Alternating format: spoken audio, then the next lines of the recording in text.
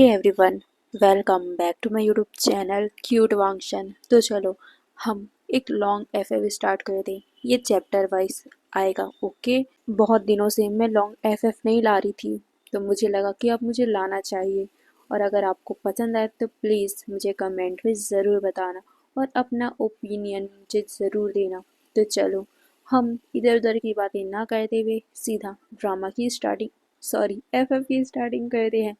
FF जो हमारा historical world है और हमारा ओमेगा वर्स है। ऑब्वियसली ये वांगशन है, यानी कि हमारा टॉप वांगजी होगा और बॉटम हमारा क्यूट सा विंग। यहाँ लान वांगजी कोल्ड रूथलेस सेनापति है और हमारा विंग एक क्यूट सी राजकुमारी, बहुत ज़्यादा मस्तीखोर, बहुत ज़्यादा शरारती और साथ में बच्चों जैसी। वो तो है 18 साल की, बट उसकी हरकतें छोटे बच्चों जैसी है। वो बच्चों के साथ खेलना बहुत ज़्यादा इंजॉय करती है। वहीं हमारा वांगजी 25 से 26 साल का है। वो कम एज में ही बहुत ज़्यादा रूथलेस बन चुका है, बहुत ज़्यादा कोल्ड बन चुका है।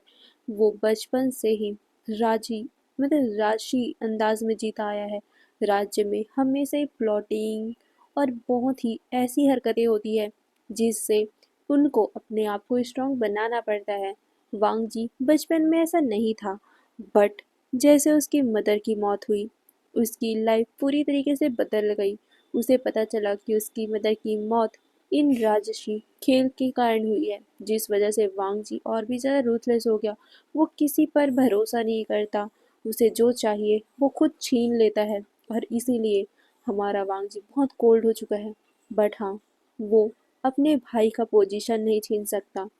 हाँ, वांगजी इतना कैपेबल है कि वो यहाँ का राजा बन सकता है, बट वो राजा बनना नहीं चाहता क्योंकि उसे पता है राजा बनने के बाद और भी ज़्यादा प्लॉटिंग का उसे शिकार बनना पड़ेगा और वांगजी सबसे दूर रहना चाहता है। बट फिर भी वो अपने भाई को अकेला नहीं छोड़ना चाहता, इसीलिए वो अपने भाई का मदद करता है। सभी राज्य को जीतने में वांगजी इतना क्रूर है कि उसकी कदम एक बार जिस जगह पे रख दी, वो जगह वांगजी की ही होगी। किसी भी हाल में, किसी भी कीमत में वो जगह उसकी ही होती है। अगर वांगजी को ये चाहिए ना, तो वो चीज़ लेकर ही रहेगा किसी भी कीमत में। आज हमारा वांगजी अपने गगा के सामने बैठा हुआ था। आज वांगजी ने फिर से एक राज्य जीत लिया है। वो राज्य फिर से लैन क्लैन के अंडर आ चुका है, जिससे लैन सिचन बहुत ज़्यादा हैप्पी थे। तभी सिचन वांगजी से कहते हैं, वांगजी तुमने बहुत अच्छा काम किया है, बट अब मेरे लिए बस एक काम और कर दो। तुम जाके देखो कि युनमेंग में कैसा हाल है। तुमने बहुत अच्छा किया जो बिना लड़ाई के उसे अपने पास ले लिया। हाँ, युनमेंग के राजा लड़ना नहीं चाहते थे क्योंकि लड़ाई से उनका क्लैन बर्बाद हो सकता था। उनका क्लैन बहुत ज़्यादा छोटा है और अगर लान वांगजी ने एक कदम भी रखी होती तो वो उस पूरे राज्य को बर्बाद कर देते। इससे अच्छा है कि अपनी सहमति से अपने राज्य को उनके हवाले कर दो, जिससे वो कम से कम खुश तो रहेंगे। हाँ, इसीलिए युनमेंग के राजा जांग फेंगम्या ने अपने राज्य को हमारे लानवांगजी के और सिचन के हवाले कर दिया था। उन्होंने कह दिया था कि हम इस राज्य को आपके हवाले करते हैं, हमारा राज्य आपके अंडर आता है। ये बात बहुत ज़्यादा ही अच्छी थी क्योंकि लानवांगजी को भी लड़ना बिल्कुल पसंद नहीं है, बट वो अपने भाई के लिए अपने क्लैन को बढ़ाना चाहता है। और जितना अच्छा क्लैन होगा, जितने ज़्यादा क्लैन होंगे, उतना ही ज़्यादा पावरफुल हमारा राज्य होगा, हमारा देश होगा। इसीलिए वांगजी ये सब करता है। अब हम आगे देखते हैं। सीचैन की बात सुनकर वांगजी कहते हैं, जी का मैं कल ही जाऊंगा। ये सुनकर लैन सीचैन अपना सर नोट करते हैं, फिर वो वहाँ से चले गए थे।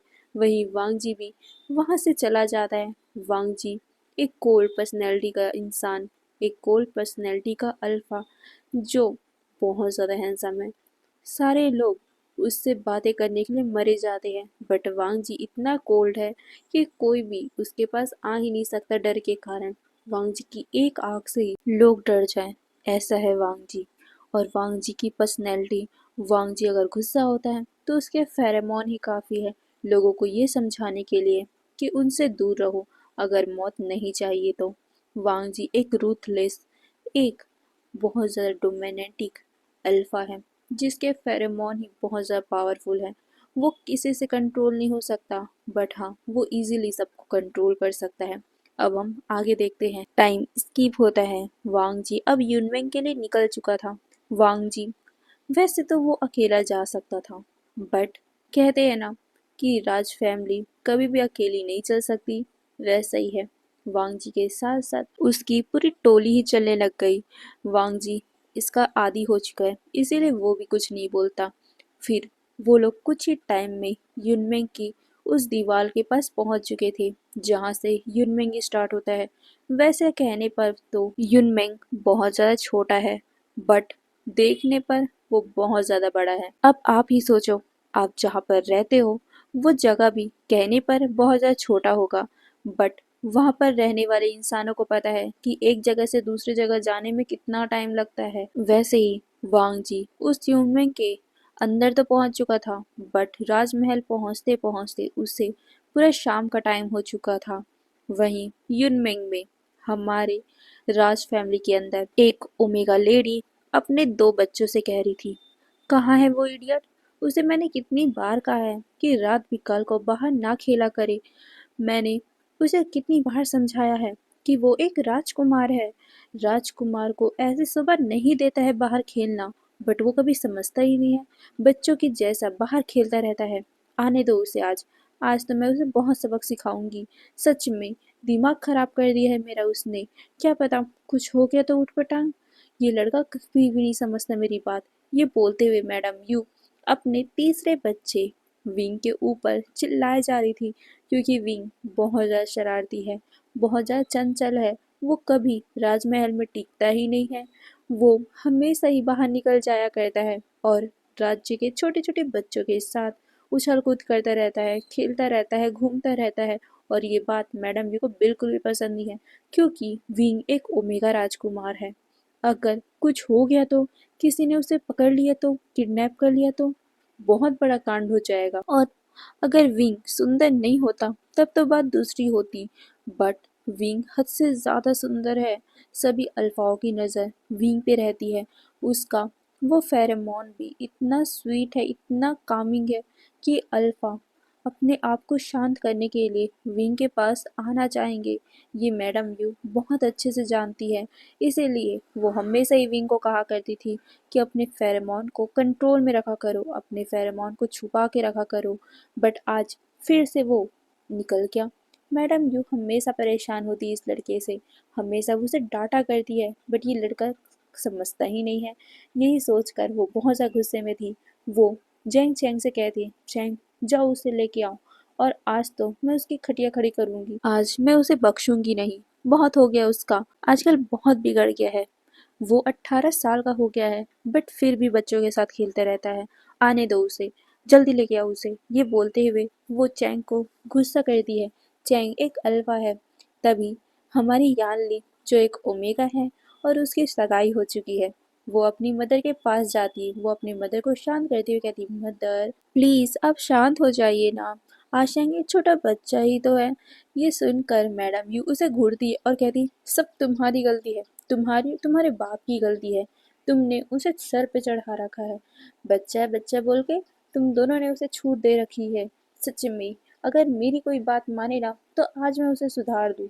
ये सुनकर यानली हंसती है और कहती, मदर देखो अभी तो है विंग की उम्र, अभी जी भर के उसे खेलने दीजिए। शादी के बाद तो वो खेल ही नहीं पाएगा।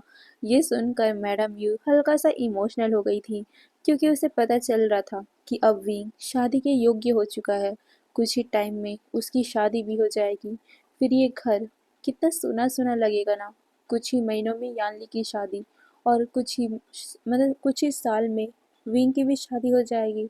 उसके दोनों ओमेगा बच्चे चले जाएंगे। वो बहुत ज़्यादा सैड हो जाती है, जिसे देखकर यानली उसे हक कर लेती और कहती, मदर प्लीज़ अब ऐसे सैड मत होइए ना। ये सुनकर मैडम भी कहती, कैसे ना हो, एक माँ हूँ मैं, अपने दोनों बच्चों को मैं विदा कैसे कर सकती हूँ। और सबसे ज़्यादा मुझे विंग की फिक्र है। वो कैसे रहेगा अपने ससुराल में, इतना ज़्यादा चंचल है, कुछ समझता नहीं है, बच्चों का जैसा दिमाग है उसका। क्या होगा उसका समझ नहीं आता। मैंने उसे कितनी बार कहा है कि कुछ घर का काम कर लो, कुछ तो सीख लो, कुछ खाना बनाने का ही सीख लो, चाय उबालना भी सीख लो। बट नहीं, वो तो हाँ, ये बोलकर वो हल्का सा हंसती है, क्योंकि उन्हें एक दिन की बात याद आ गई थी जब उन्होंने विंग को कहा था कि विंग चाय बना लाओ।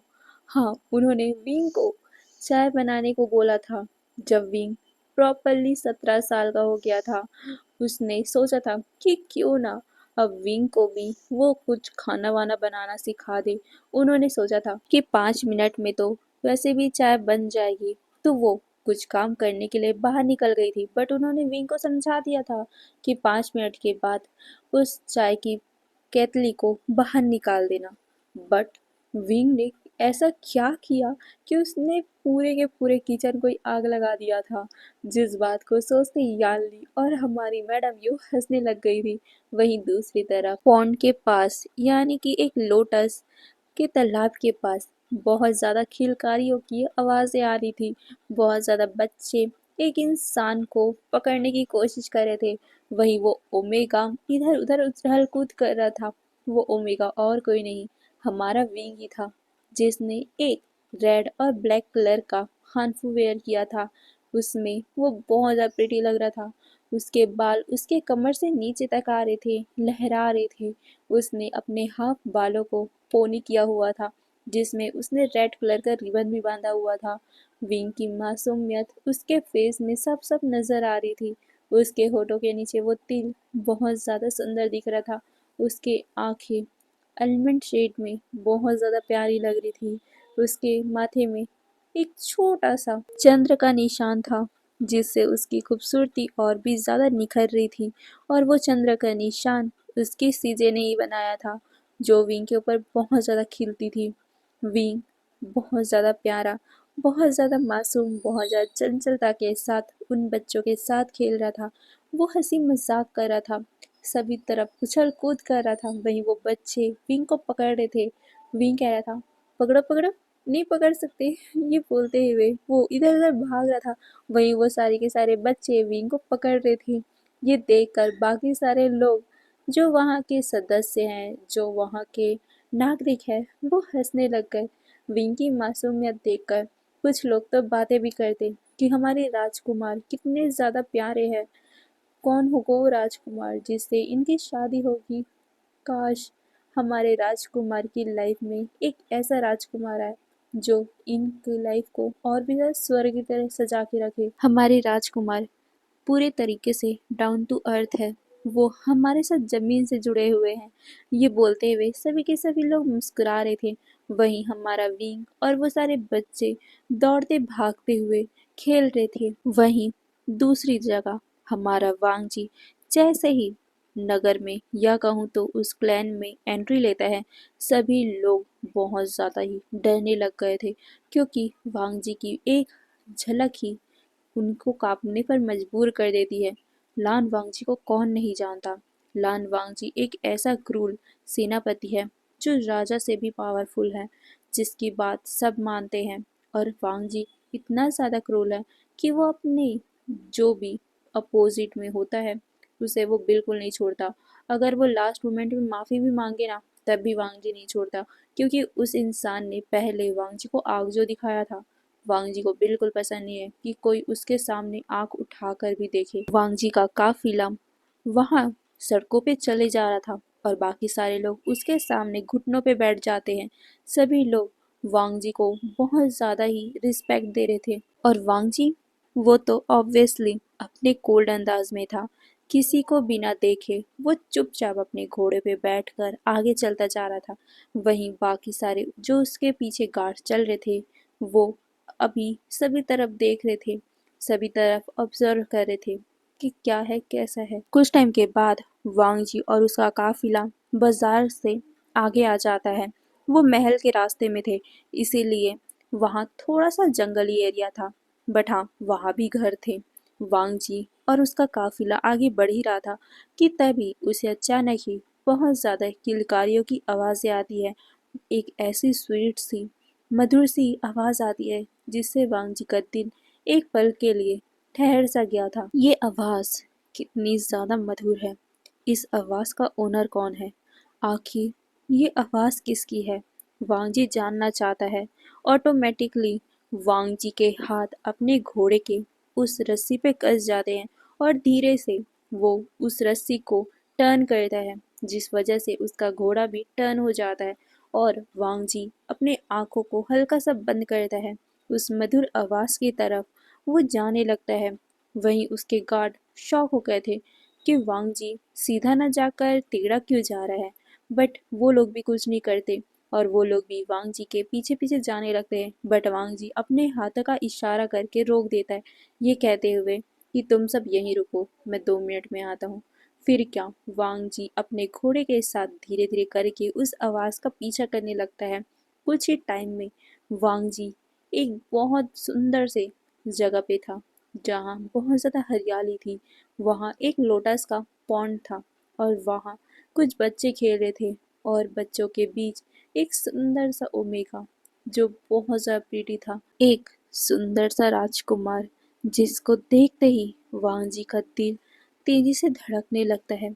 उसकी हंसी, उसकी मुस्कुराहट, उसकी अदा, उसकी मासूमियत, उसका ब्यूटी, उसकी बॉडी, सब कुछ वांग जी को एक पल में ही पागल कर उठी थी। वो विंग को ही देखे जा रहा था।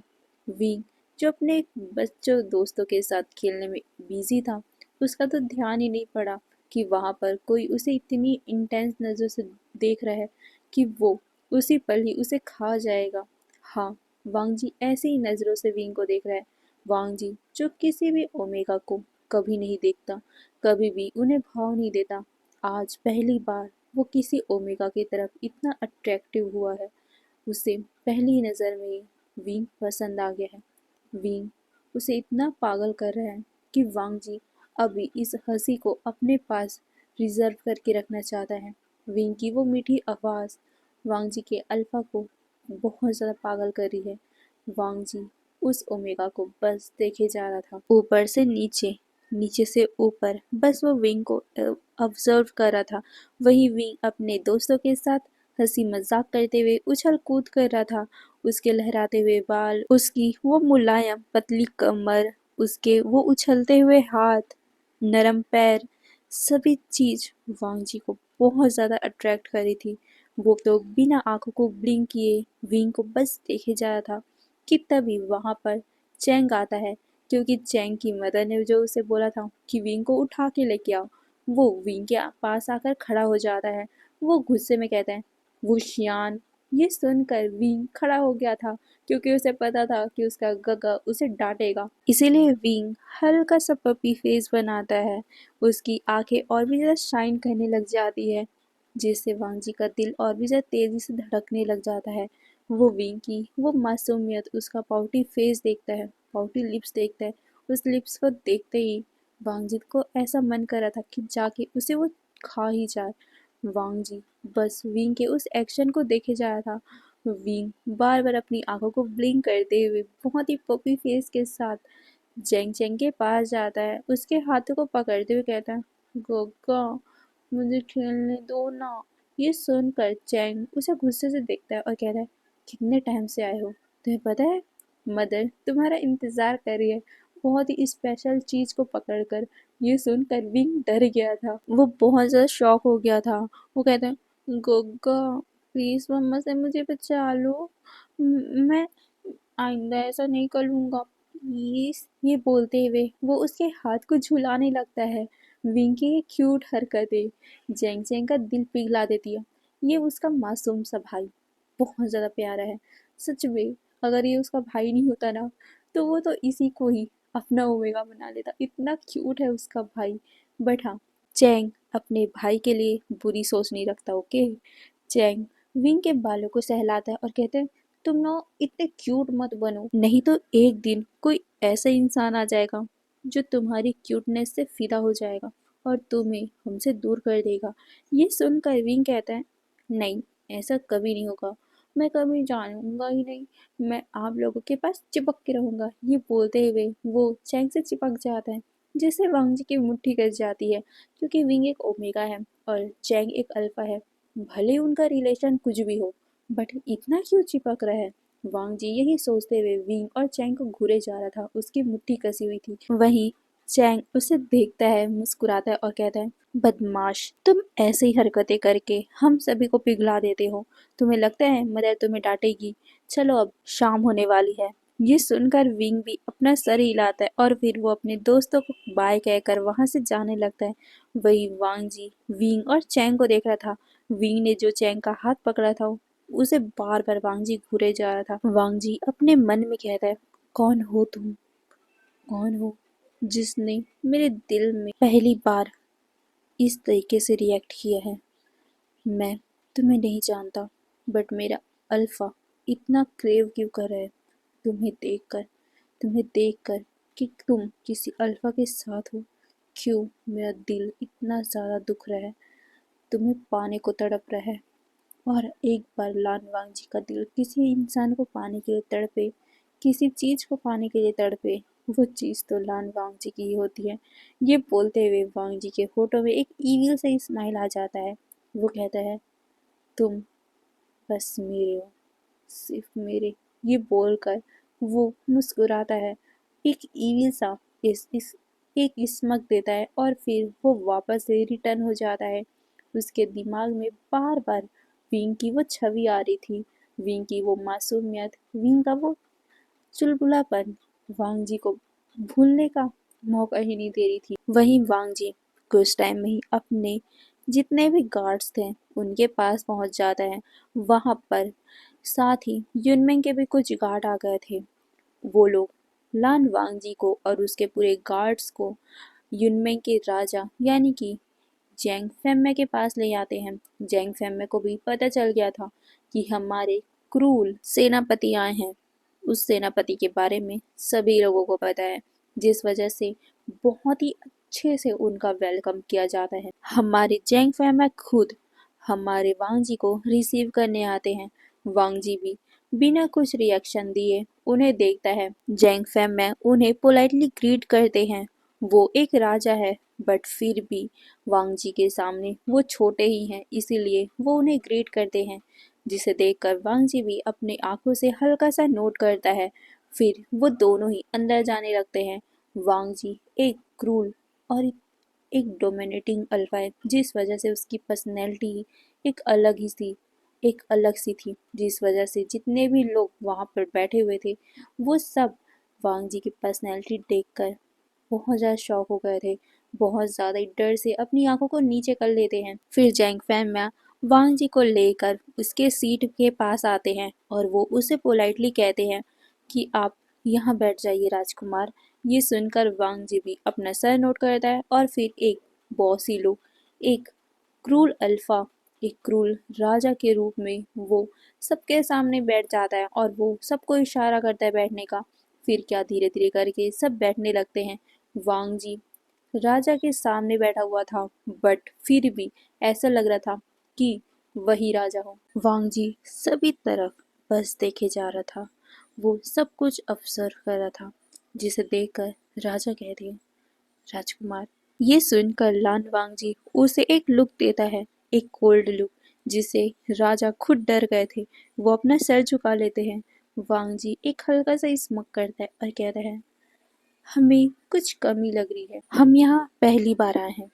हम आपके परिवार के बारे में, हम आपके राज्य के बारे में कुछ नहीं जानते और इसी कारण हम यहाँ आए हैं ताकि हम आपको अच्छे से पहचानें। तो क्या आप अपनी फैमिली को, अपने परिवार वालों को हमसे मिलवाओगे नहीं?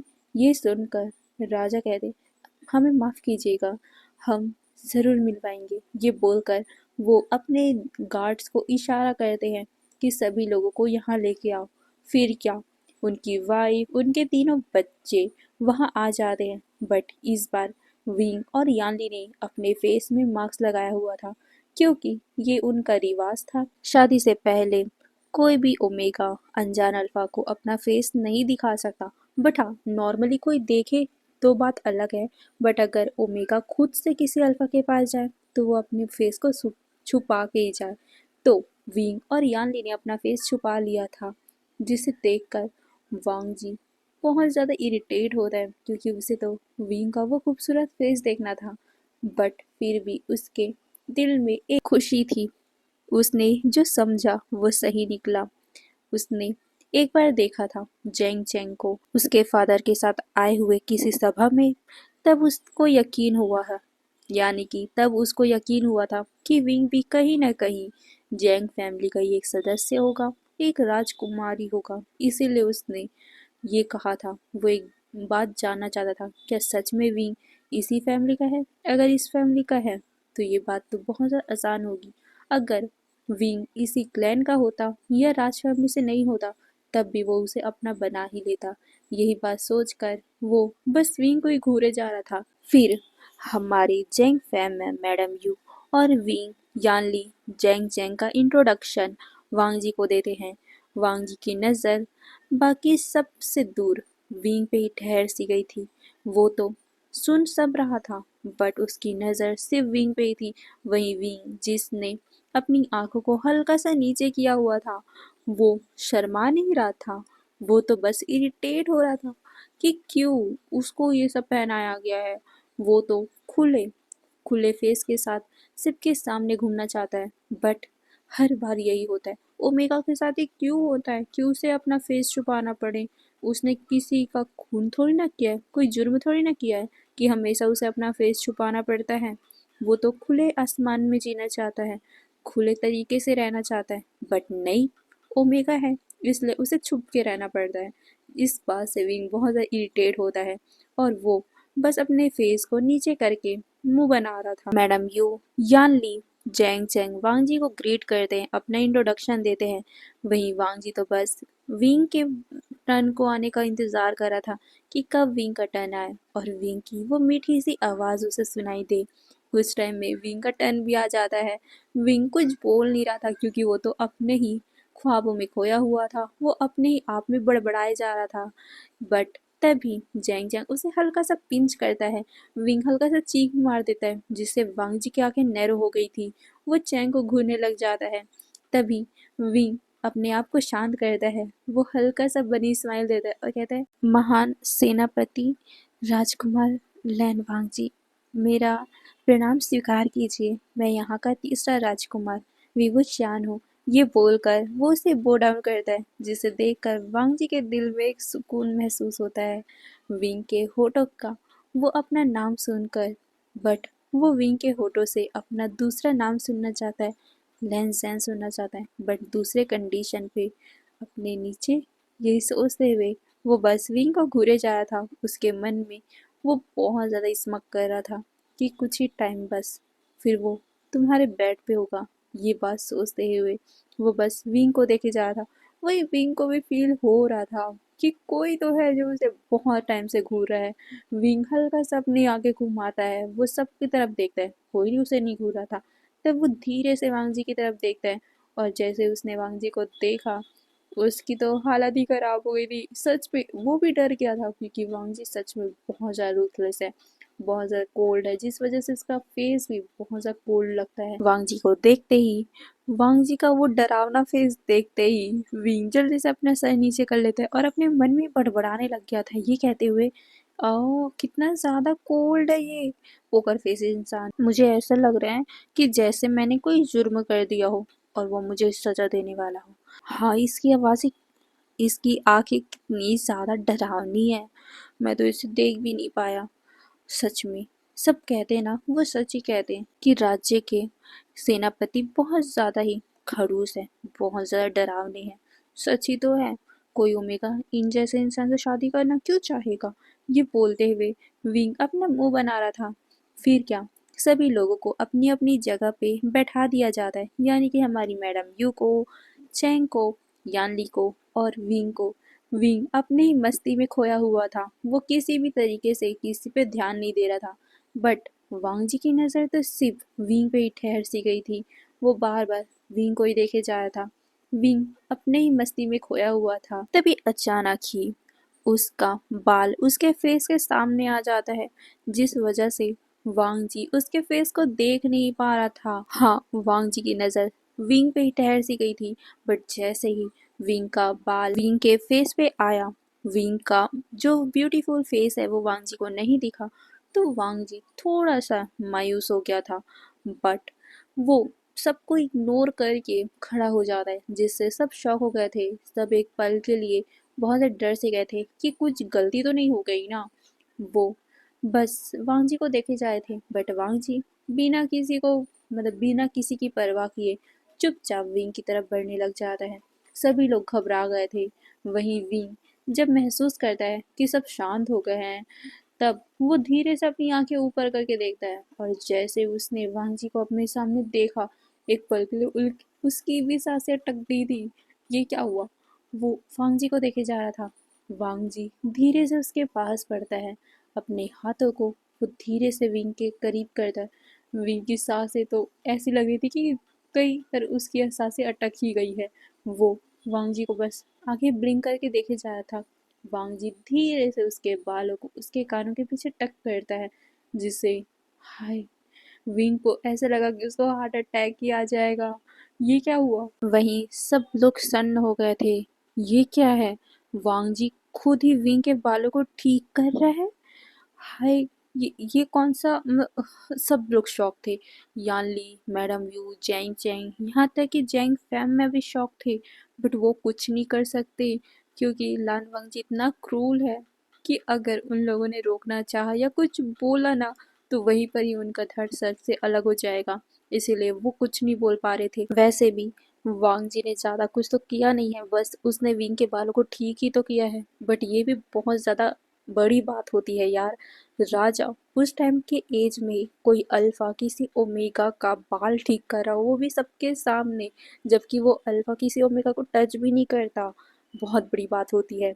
वांग जी जब विंग के बालों को ठीक करता है, विंग शॉकिंगली वांग जी को देखे जा रहा था। उसकी ब्यूटीफुल आंखें जो बार बार वांग जी को ब्लिंक करके देख रही थी, उसे देखकर वांग जी उसके करीब आता है, जिससे तो विंग की सांसें फिर से रुक गई थी।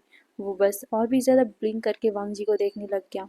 वांग जी कहते हैं, आपको पता है, आपका ये चेहरा, आपकी ये आंखें इस पूरे वर्ल्ड की, पूरे कल्टीवेशन वर्ल्ड की सबसे अमूल्य वस्तु है, जिसे मैं अपने पास रखना चाहता हूँ।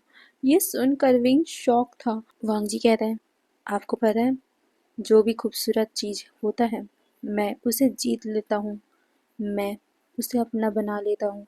ये सुनकर विंग वांग जी को देख रहा था, बट वो निडर होकर वांग जी की आंखों में देखते हुए कहता है, जीत हार तो युद्ध के मैदान पे होती है, बट मैं एक राजकुमार हूँ। राजकुमार के पास नहीं, मैं कोई वस्तु नहीं हूँ जिसे आप जीतना चाहोगे। ये सुनकर वांग जी के होठों में एक स्मक आ जाती है, उसके आंखों में आग उतर जाता है। वो इस लड़की को इस लड़के को देख रहे हैं, जो पहली बार लान वांगजी के आंखों में देख कर बातें कर रहे हैं। आज से पहले किसी की भी हिम्मत नहीं थी कि लान वांगजी के आंखों में देखकर ऐसी बातें कर सके। ये ये तो अब वांगजी का बन के ही रहेगा। इसे वांगजी अपना बना के ही रहेगा, किसी भी हाल पे, किसी भी कीमत पे। ये अब वांग जी का ही होगा, क्योंकि इसने अब तो वांग जी की रातों की नींद ही उड़ा दी है। वो विंग को ही देखे जा रहा था, वहीं विंग वांग जी को देख रहा था। दोनों ही एक दूसरे के आंखों में देख रहे थे। वहीं बाकी सारे लोग वांग जी और विंग को देख रहे थे। वांग जी विंग से इतने करीब होकर बातें कर रहे हैं, इससे सभी लोग डरे हुए थे कि आखिर क्या हो रहा है यहाँ पर। अब हम रात का सीन देखते हैं। वांग जी अपने कक्ष, यानी कि ये युनमेंगी है, उसमें ही वांग जी को एक रूम दिया गया है, जिसमें वांग जी लेटा हुआ है, बट उसे नींद नहीं आ रही है, क्योंकि विंग ने तो उसकी नींद ही उड़ा दी है। वांग जी बैठता है, वो खिड़की के पास जाता है। वो बस देख रहा था चांद को। उस चांद में उसे विंग की छवि नजर आ रही थी, मुस्कुराते हुए निडरता के साथ। वांग जी उसे पाना चाहता है, अपने पास रखना चाहता है। जैसे वी ने उसकी नींदें उड़ाई है, वो अपनी नींदों को वी के साथ उड़ाना चाहता है। वांग जी इसी के साथ एक स्मक करता है, और वो निडरता के साथ अपने ही मन में कह रहा है, तुमने मुझे पागल बना दिया है, तुमने मेरी रातों की नींद उड़ा दी है, तुमने मेरा चैन चुरा लिया है। तुम्हारी वो आदतें, तुम्हारी वो हंसी, तुम्हारी वो मुस्कुराहट, तुम्हारा वो निडरता, तुम्हारा वो मुझसे डरना, मुझसे ना डरना, तुम्हारी वो निडरता वाली आंखें जो मेरे सामने मेरे आंखों में देखते हुए मुझसे बातें कर रही थी। तुम्हारी वो बातें सभी मुझे पागल बना रही है। मैंने आज तक सब जीत लिया है, राज्य, क्लैन, जंग, लोग, मैंने सब जीता है।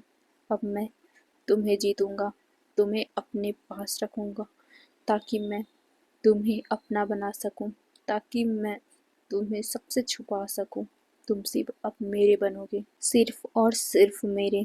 अगर तुमने मुझे रोका तो मैं तुम्हें चुरा लूंगा, अगर दुनिया ने रोका तो मैं दुनिया को जला दूंगा। ये बोलते हुए वांग जी के होठों में एक स्मक था और वो चांद की तरफ देखते हुए ये सब बातें सोच रहा था। वो सोच रहा था, मुझे तुमसे प्यार नहीं हुआ है, पागलपन हुआ है। मुझे तुमने दीवाना बना दिया है, पागल बना दिया है। अब ये दीवाना क्या क्या करेगा तुम्हें पाने के लिए, तुम सोच भी नहीं सकते। ये बोलकर वांग जी एक क्रीपी सा स्माइल करता है और फिर वो उछल कर उस रूम से बाहर निकल जाता है। और यहीं पर ये हमारा पहला चैप्टर खत्म होता है। आपको जैसा भी लगा हो प्लीज मुझे कमेंट में जरूर बताना। ओके, तो चलो आज के लिए बस इतना ही, फिर बाय बाय।